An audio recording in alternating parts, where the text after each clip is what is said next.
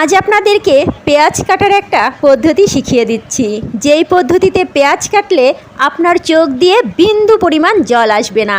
এই যে পেঁয়াজের মাথাটা, এই পেঁয়াজের মাথার দিকে কখনোই আপনি আগে কাটবেন না।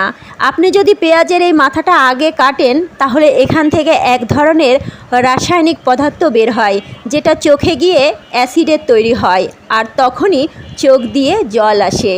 আপনারা পেঁয়াজের পিছন দিকটা আগে কেটে নেবেন, তারপরে পেঁয়াজটা কুচি করতে শুরু করবেন।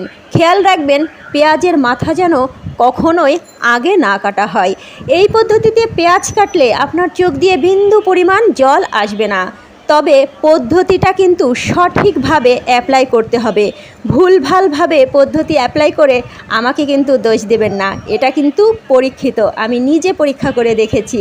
এই পদ্ধতিতে পেঁয়াজ কাটলে কখনোই চোখ দিয়ে জল আসে না। আজকে আমার অনেক তাড়া ছিল, তাই যেমন তেমন করে পেঁয়াজগুলো কেটে নিয়েছি। অন্যদিন ভালো করে পেঁয়াজ কেটে আপনাদেরকে আরও ভালো করে বুঝিয়ে বলবো। সবাই ভালো থাকবেন, ধন্যবাদ।